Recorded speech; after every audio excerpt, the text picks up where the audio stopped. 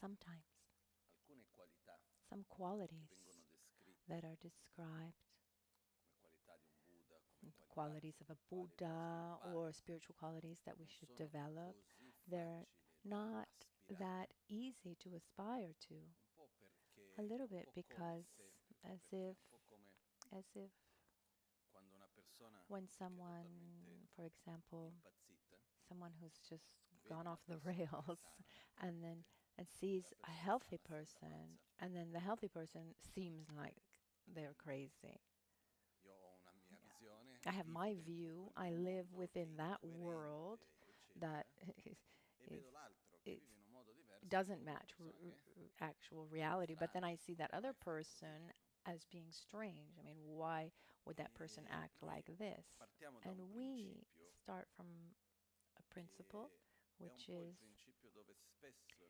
where we often see things, we judge things, not only on a conceptual level, but on a deeper level that starts, that arises from this obsession to our self-gratification. We see everything through the eye and the mind. For example, when we talk about generosity, for example, we see the state of perfectly developed generosity, and so and we ask ourselves, why would I do that? Why do I need to share everything? Even getting to the point of giving part of my body for the good of someone else. I mean, why would I do something like that? Or when we see, for example, the story of this previous life of Buddha, who was a prince in Nepal and near Kathmandu, and at a certain point he was walking through the woods and he was in front of a tigress together with her cubs who were newborn. And in front of the cubs, the mother was so weak, she was ready to eat the the weakest of the cubs to have the strength to be able to take care of the others. And when he sees this, he saw the level of suffering, thinking how difficult for a mother to have to do this, and the only way he found to help was giving part of his own body to the tigress. It said that he went close to her. She was afraid. I mean, she was very weak, and so he took a knife and he took a piece of his own flesh and and get close to her so that she could get close to him little by little, have trust. So he started with just a piece of flesh, and then him come. I mean, we could talk about many aspects of this, but the point here is that some people hear this story and they think, oh, this is really exaggerated. I, I mean, did he really need to lose his life? Couldn't he find a different way? But I don't think the point is that. The point, in my opinion, at the end of the day, is as long as we don't experience, I don't mean understand, I mean experience the joy, the beauty of giving on an unconditional level. It's almost impossible to understand that characteristic, that quality in another, because there are things that we can understand conceptually, other things that either we experience them or we don't, and there's not a middle way, another way to understand that.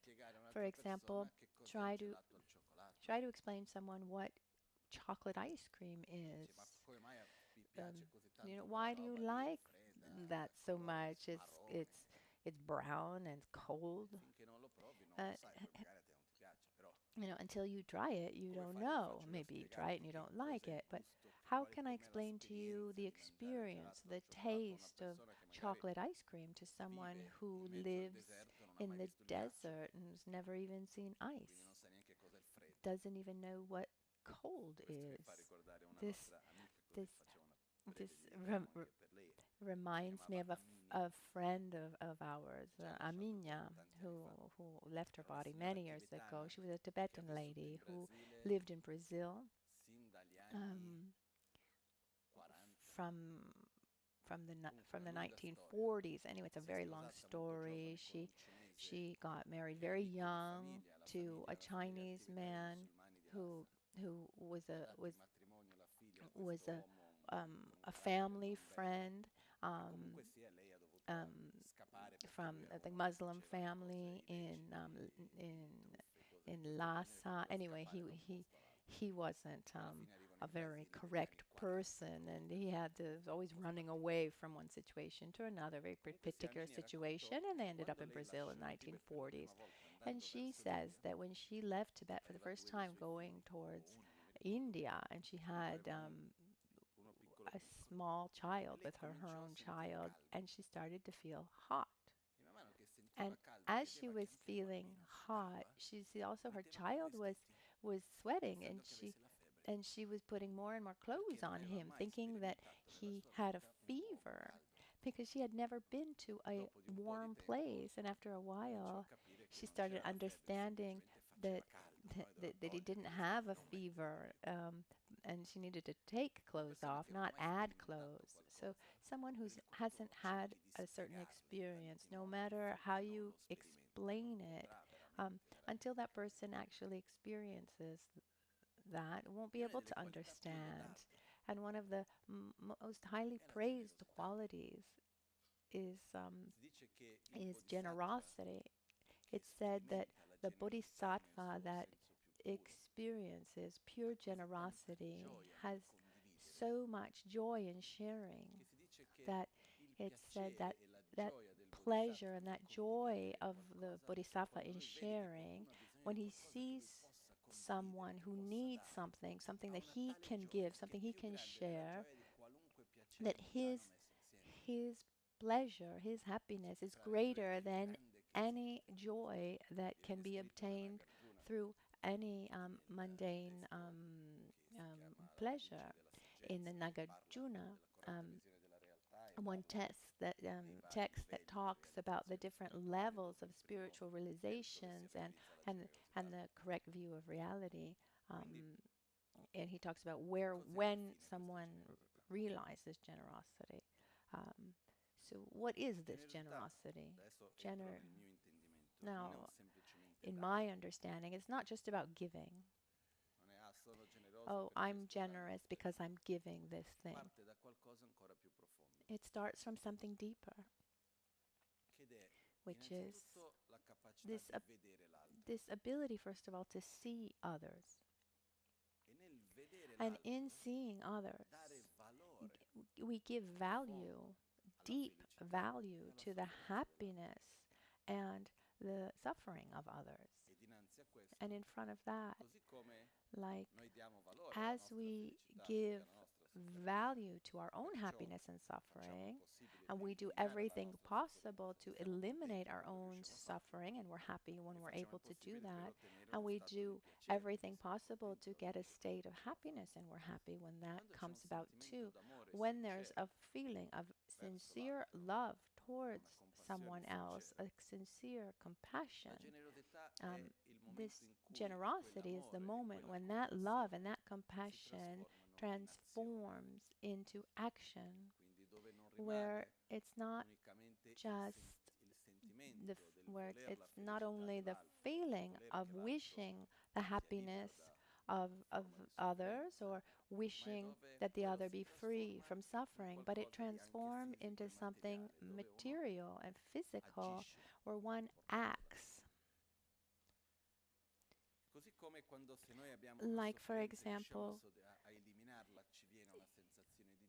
if we eliminate something, a suffering, and we feel joy, And this happens even on a deeper level when we're able to do that for others.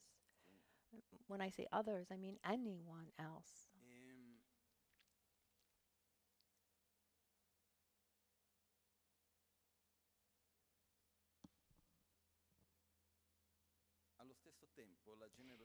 At at the same time, generosity,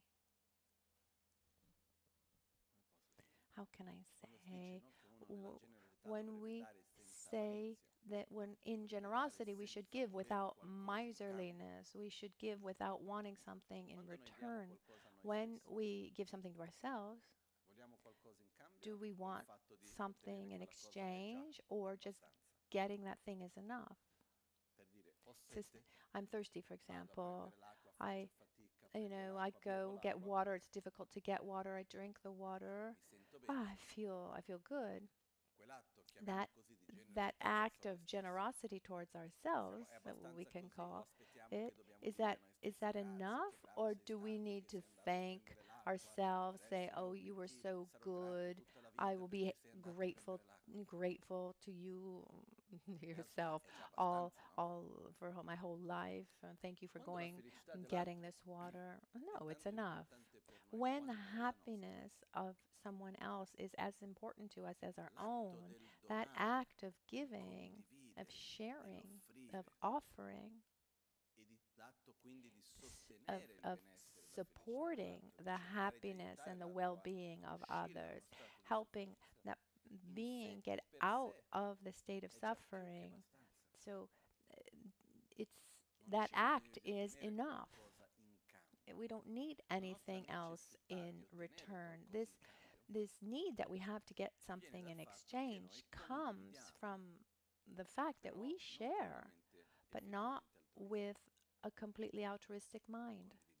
We share, we offer, which is beautiful. This is not negative, but in giving to others, the happiness of others is not as important to me as my own. So there is a kind of exchange, a little bit like a form, excuse my expression, but it's a generosity that's not based on altruistic love, but a kind of business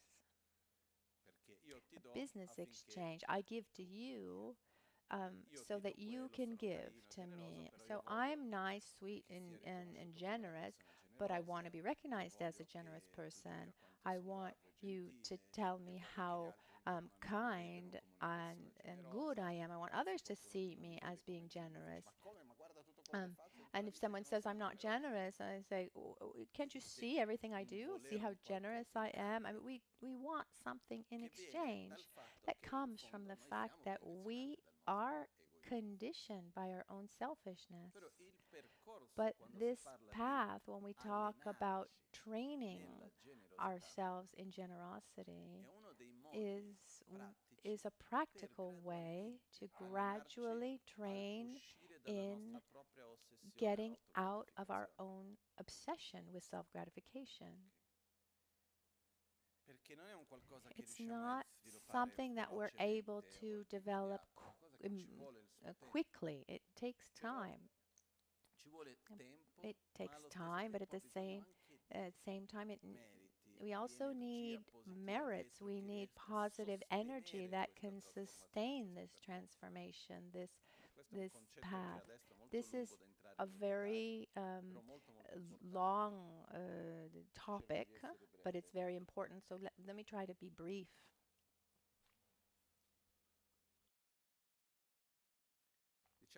Let's say that I want to buy a house.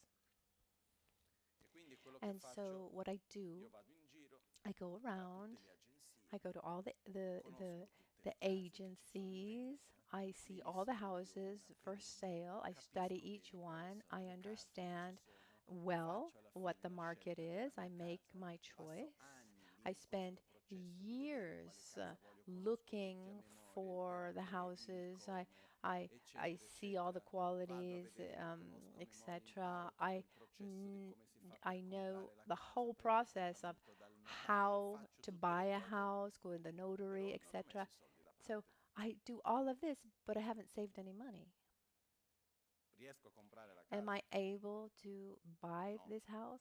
No. So going to look for the house, those are conditions. But if over the years, in those previous years, I wasn't able to put money aside, I can do everything. I can do everything to try to buy a house, but I don't have the money to actually do it.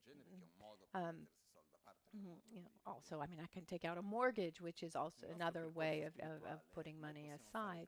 But along our spiritual path, we can do many things. We can meditate, we can study, we can do many, many things.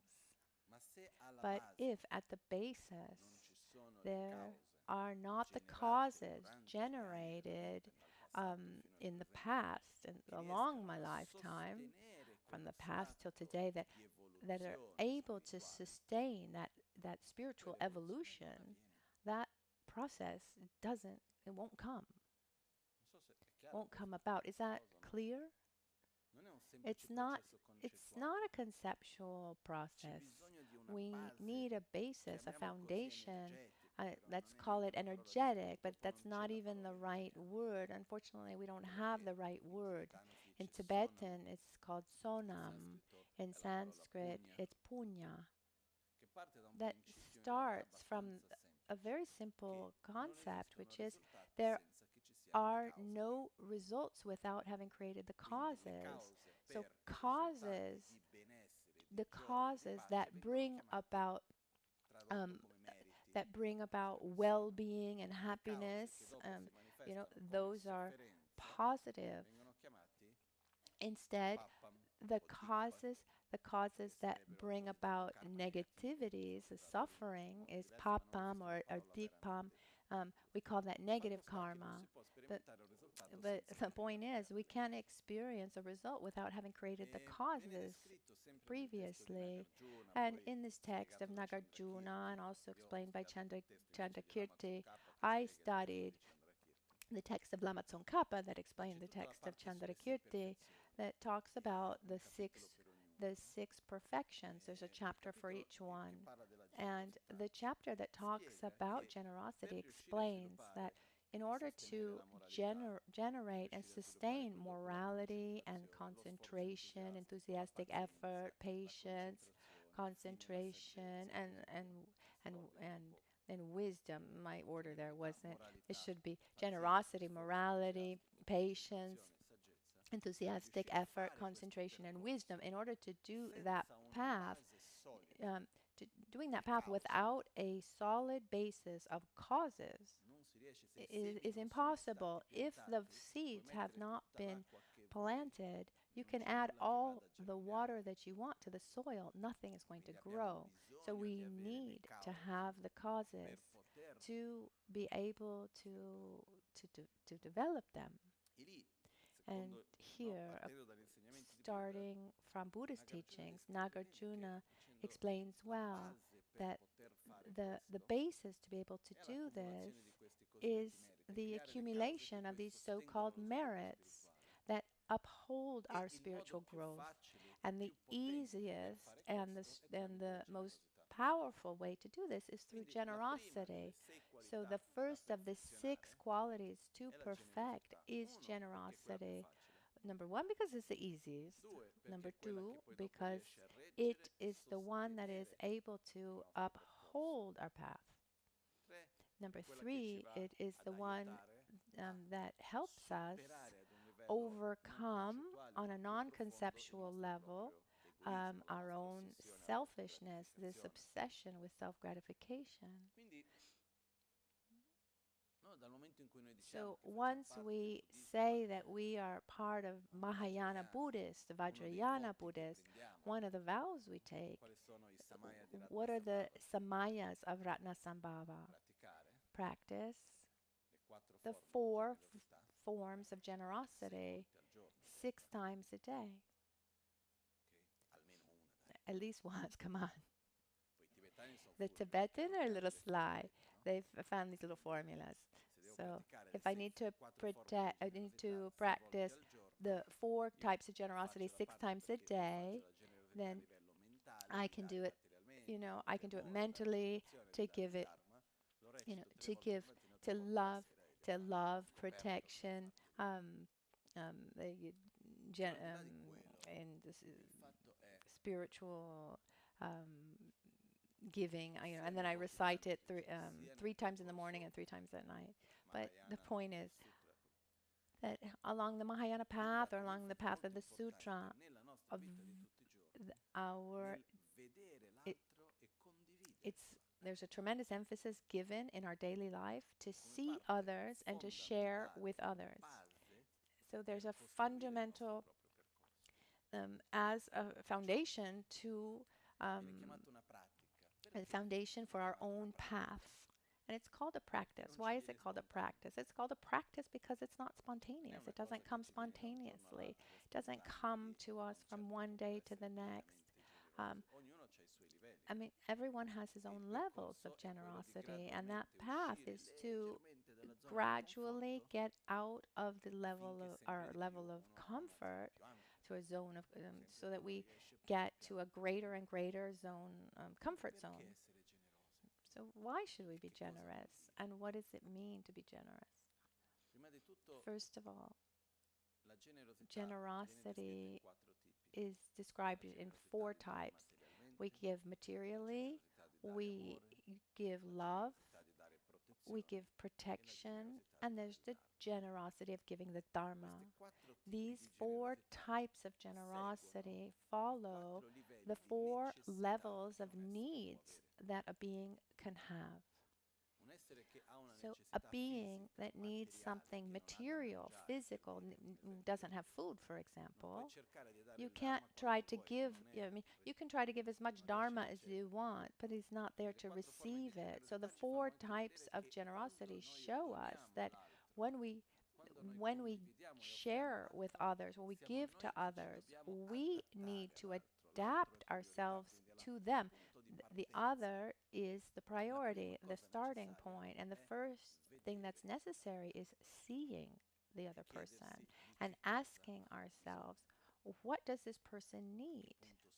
Where does this person find himself? Of course, we can only see that based on our own capacity. We don't have a correct view, an absolute view necessarily.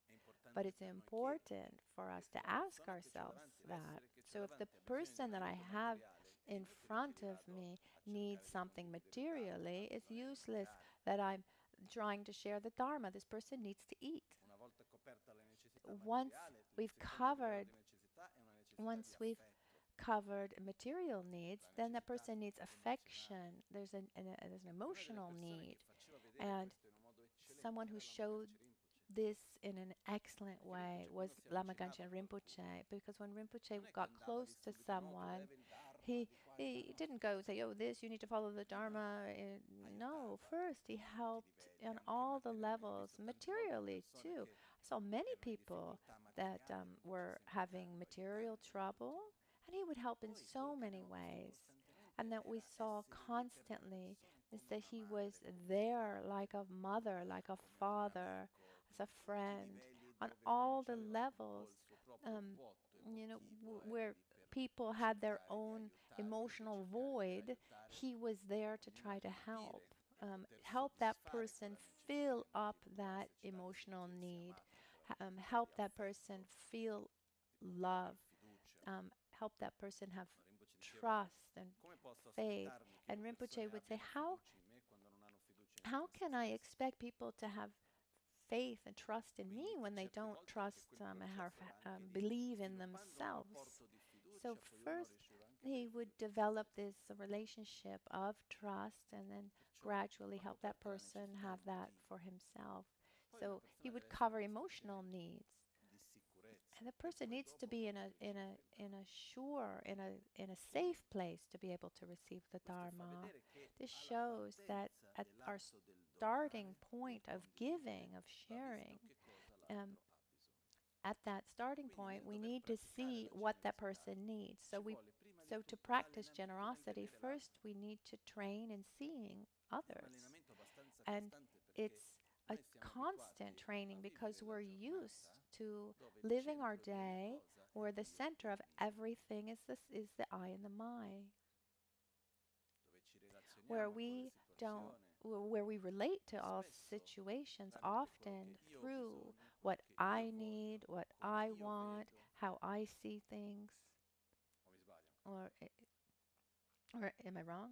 Is it like this? I mean, that's what happens. And Geshe Chikawa said in the mind and the 7 point mind training, Lelen Tample Chikle Chikleta. This this little verse would be enough for years to come. El, Eliminate the one who is banish the one who is guilty of everything. Who is this who is guilty of everything? It's our obsession with our self-gratification, our own selfishness. So, but the way to banish, to eliminate this selfishness is not about feeling guilty or saying, oh, I'm so bad, I'm so selfish, I shouldn't be like this, I'm not able to do anything. And in this way, we feel guilty. This is this is really quite common, unfortunately. Instead, we need to be able to be welcome ourselves, see ourselves, be kind to ourselves, and do the same with others. And in our practice, when we gradually start seeing others, and then we start little by little, when we start sharing with others, because when when we need to actually physically share, it can't just be in our own head. We need to be able to listen to others, give our time to others, give advice, be there for others, share what we have materially, on all these levels. So when it's up to us to actually share, it touches our selfishness on some level. But this is mine.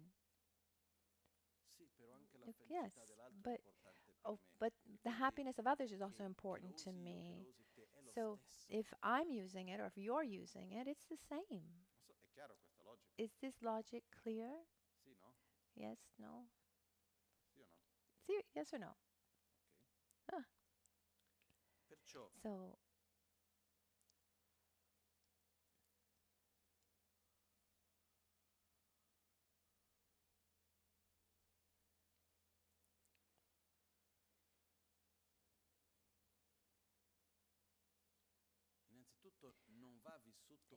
So most of all, it shouldn't be lived as an act of sacrifice.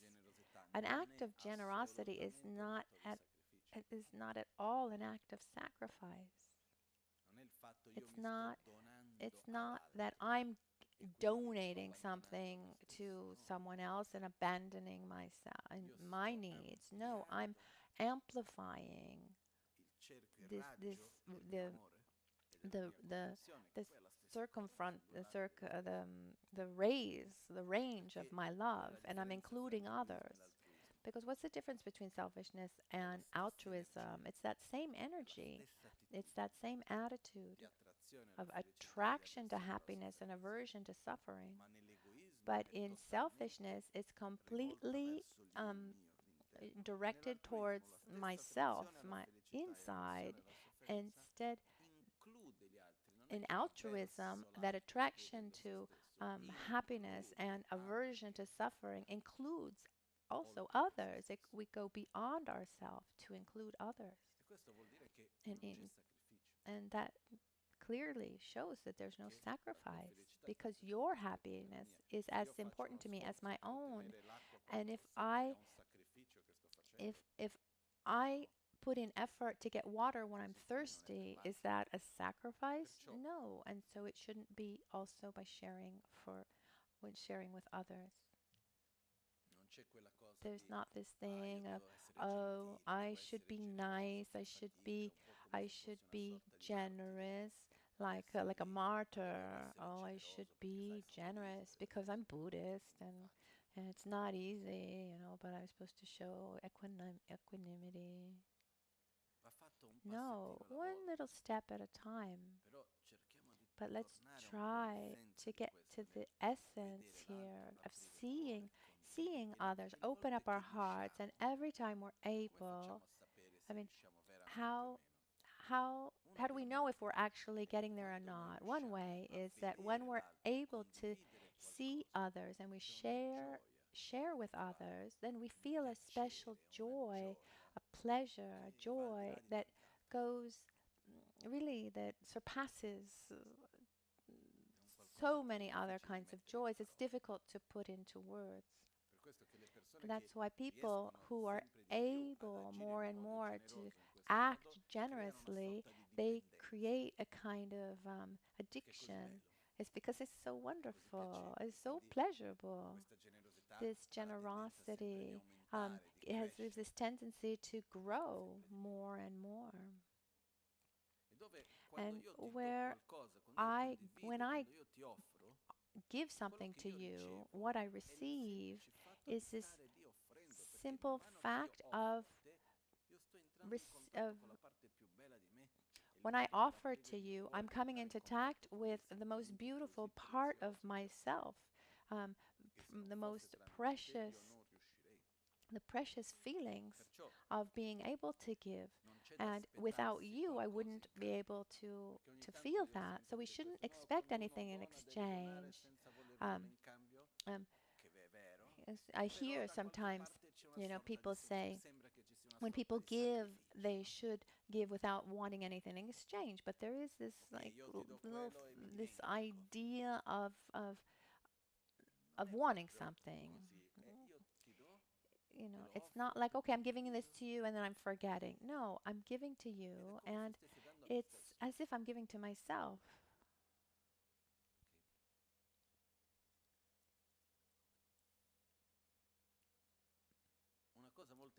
Something that's really important that we touched on before is that when we share with others, it's important also to understand how much that other person is ready to receive. Um, and there's also the generosity of knowing how to receive.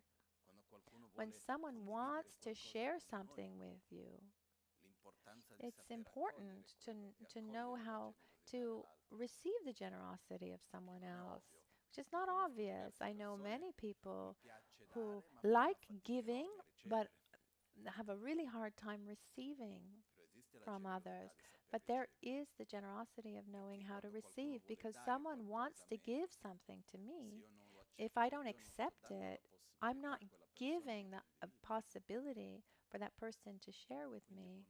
And so with an open heart, we welcome the love of someone else. It's not always obvious, because sometimes we generate this feeling of this idea that if I receive something from you, then I am indebted to you, and I don't want that. Instead, it's important to know how to receive, know how to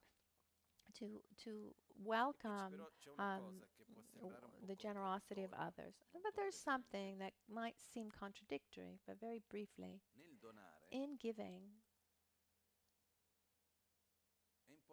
it's important, as we said before, m- love needs to be at the basis. But we also need a little bit of wisdom, a correct discernment. And this reminds me, for example, at the end of the Second World War, the the the the English and the Americans got to Germany, and they freed thousands and thousands of people, in concentration camps, uh, where they hadn't eaten for 2 years. People that were in a frightening state of nutritional um, um, deficit. When we find someone who is in a state like this, we want to feed them. And what happened, something terrible happened actually. They they came to give food to give to these like hundreds of thousands of people who were starving. They were literally dying of starvation, and giving them food that actually killed them first, earlier, because because they were not able to actually digest anything anymore. It took 2 years actually to find the type of food, the right way to um, to feed them, so that they could gradually, so that their body could gradually digest this food. I mean, what a terrible thing to be in front of a starving person, w- wanting to feed that person, but not being able. There, we're missing the right discernment and this specific point. Um, um, um, we're, we are lacking the wisdom, but now they've learned, and we bring what they've learned now other um, to other parts of the world. So other than just wanting to do something, we need to know how to do it. So, and it can happen that in wanting to help, we end up um, harming. So it's really important to try to ask what the other one needs, try to understand his needs, and not impose our way of seeing things. Often there's this anxiety of wanting to help, and in wanting this anxiety of wanting to give, it can happen that we don't end up giving the right thing. And something comes to my mind regarding this. What determines the value of something?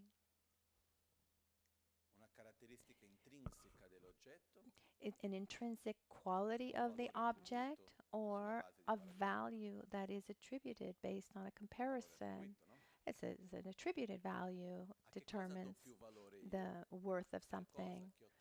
Do what do I what do I give more value to? Something that I can get without any effort, or something that requires a lot of effort and time? It's something that I had to wait a long time to get and work hard to get. What's the benefit of giving value to something? We take better care of it, we protect it, we try to use it well, we try not to waste it, because that was really expensive. Um, you know, it's something I had to work hard for. It's not something that's easy to find. We can't waste it. So if we receive something, regardless of how, regardless of its marvelous qualities, but if we get it without having to make any effort, and this and then the same thing someone else receives, having to work very hard to get it, who gives more value to that thing? The one who had to work hard. I mean, the danger is that someone gives us something that we don't need to work hard for. We don't give value to it, and we don't even know how to receive it. It's as if we're not able to digest it, to use the benefits of that thing. It's like advice, a Dharma advice, or an empowerment, for example. It's not for nothing that in Tibet, for example, before certain empowerments are given, one of my masters, for example, the abbot of Tashi Lumpo in India, there was an empowerment that I received from him that he gave in his life only 2 times.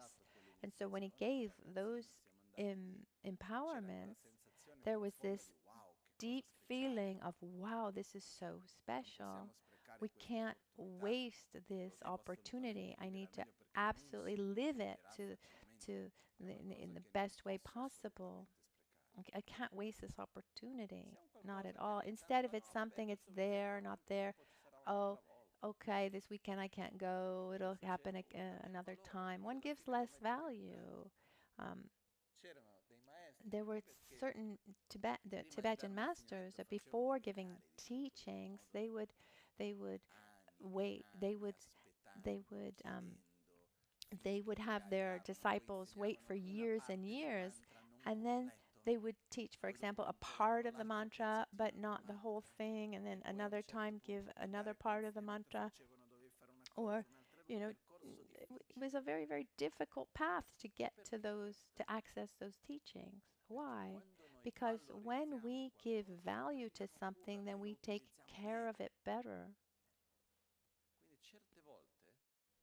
So sometimes in giving, one needs to also help the other, help the other see the value in what he's receiving. I don't know if this is clear. For example, there's this Hindu master in America. I don't know if it's still like this, but up a few years ago, he would give one empowerment, a private, that cost $1 million. When I knew this, I, I heard that there was a 3-year waiting list. If I need to pay $1 million and I need to also wait, means that it must be something really, really special. When I received that master, this, and this is someone also who had enormous humanitarian projects, and that same initiation he would give to many, many disciples for free. But if I need to pay $1 million and I need to wait 3 years, once I'm there to receive that empowerment, what am I doing? Am I sleeping? Am I looking at my cell phone? Am I thinking about something else? No, I don't know.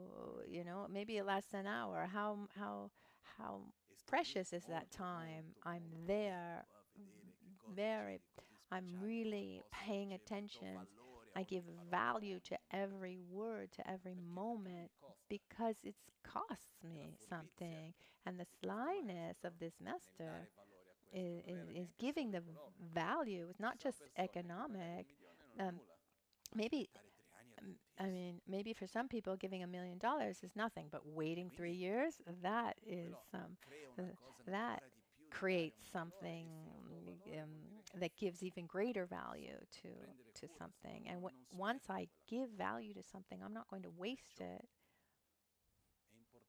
So it's important when we share something, if what I give to you is something that you need to use well, it's important that I help you give value to that thing.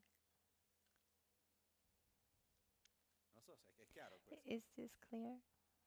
Because if I give something to you and I'm not helping you give the right value to that thing, I'm giving you less. Because a lot or a little is not an objective question, it's subjective. I need to help you also give value to that thing. Once talking with Trishan Rinpoche, for example, in America, Trishan Rinpoche said to me, in the teaching of the Dharma, I try to explain things, but not already chewed up so well. Not try not to make it too easy, because once I take a teaching, once you give some teaching that's already digested for that person, maybe that person will understand even less. Instead of if that person needs to actually put effort into understanding all the parts, something that's not so easy to understand, and to chew it up himself and digest it, then that stays. Instead, when we receive things that where we don't need to put effort into getting to the conclusion, then it doesn't stay. In my way of being, I have this desire to always want to give everything prepared. This is very difficult for me to do. He's right, but it's something that's difficult for me. I like to give things already um, chewed up, let's say, easy to understand. But the point is, it's important for us to share, but at the same time, it's important for us also to be grateful for other people's generosity. This is something that's fundamental for our path. These two sides. There's one side of the act of offering, and on the other side, we need to also be grateful to those who offer to us, to not take for granted what we receive. To repay is not the right word. Chindemba, chinsoa in Tibetan. Chinsoa means it's as if it would nourish, cultivate this gratitude towards others. You've given to me, and I offer something to you. Don't take for granted. If we see, for example, there are cultures where this is very, very alive and strong, where when you receive something, then it's impossible to not give something back. And so this exchange is also important. When we receive something from someone, it's important for us to be able to share with to share. And often it's not a question of the amount, but the actual act in itself. When someone asks, "Oh, how much should you give?" Okay, well, what's not too much and what's not too little? You gave something to me. I'm grateful. I'm I open up my heart to you. You opened your heart to me. I open my heart to you. I try to share something with you too, materially, emotionally, physically, a spiritual level. But there's an exchange, and this exchange is very important. Even even in knowing how to receive, we also need to know how to thank. This is fundamental also for us because there's the danger, and with this we conclude for today. We say korsawa in Tibetan.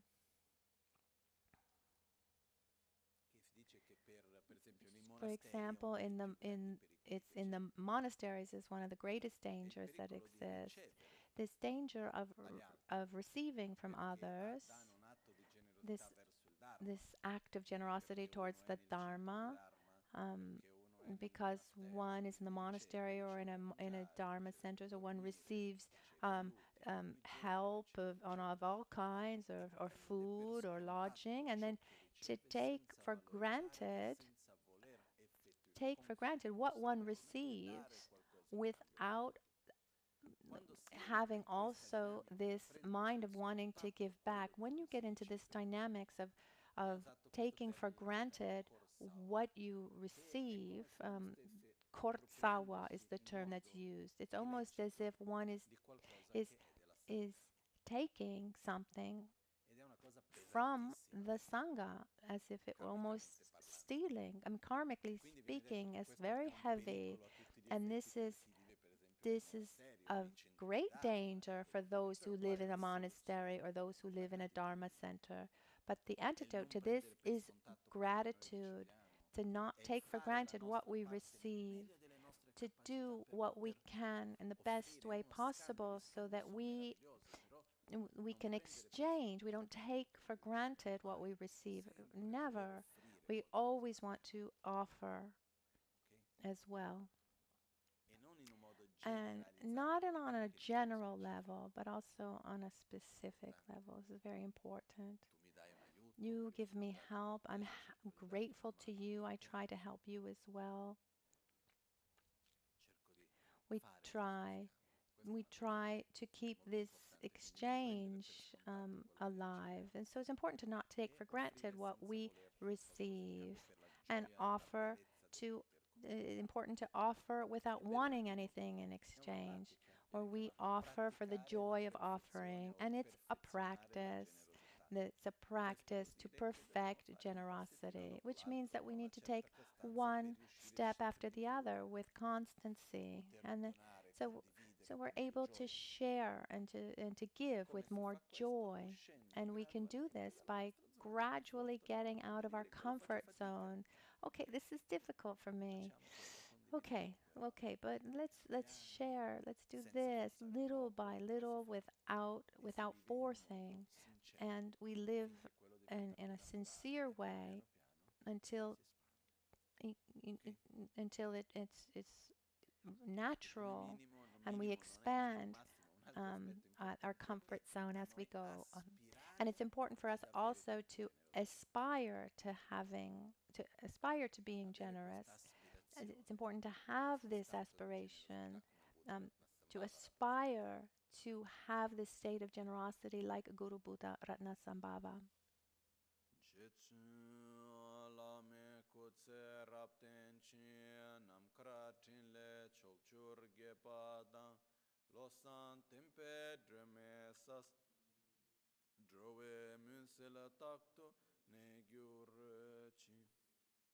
Kewa kuntu yanda lama dan rame cheki pela long ching sada lamge yente rabzo ne dorje change kopa nyur tob sho nimo dele tsendele nime kuyan delek shing Ninsen takto delek pe kuncho sumki chingi lo Concho sumke ngodrubo tsol, concho sumke trashishon.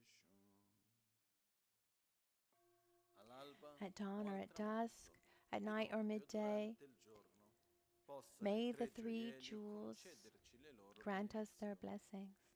May they help us to obtain all realizations and sprinkle the path of our lives with various signs of auspiciousness. At dawn or dusk, at night or midday, may the three jewels grant us their blessings. May they help us to achieve all realizations and sprinkle all the path of our lives with various signs of auspiciousness.